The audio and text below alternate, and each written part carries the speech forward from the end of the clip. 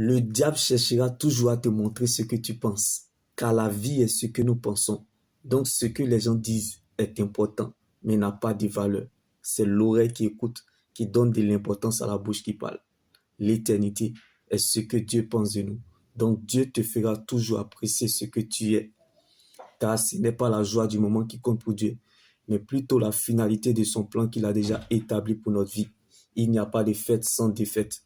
La fête changera de camp. Donc, les gens peuvent parler, mais il y a une seule parole dont la parole est éternelle qui accomplit tout ce qu'elle dit, qui est la parole de Dieu.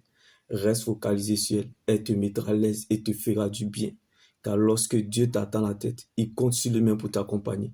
Si c'est à cause de toi, tu perdras la bataille, mais à cause de Dieu, tu gagneras le combat. Les grands combats se gagnent dans le secret. Donc, vaut mieux grandir en secret avec Dieu que devant la foule. Car ce que Dieu fait pour nous dans le secret est plus grand que ce que nous regardons ou traversons. Vaut mieux être blessé que de mourir. Il est moins grave de perdre que de se perdre.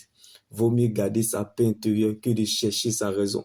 Car lorsque nous sommes dans la souffrance, nous souffrons le plus par ce que nous regardons et non ce que nous voyons. Car les 14 ans de Jacob n'ont pas pu empêcher à Jacob de devenir Israël. Pendant que Jacob était dans sa souffrance, bien-aimé, il souffrait le plus parce qu'il regardait qui était Jacob et non ce qu'il voyait qu'il allait devenir Israël. Il dit à Jacob, tu deviendras Israël, car celui qui a fait le testament est vivant. Si les 14 ans n'ont pas pu stopper Jacob afin de devenir Israël, c'est que ton règne est possible. Tu souffres comme Jacob, non pas parce que tu es maudit, mais c'est parce que tu es béni.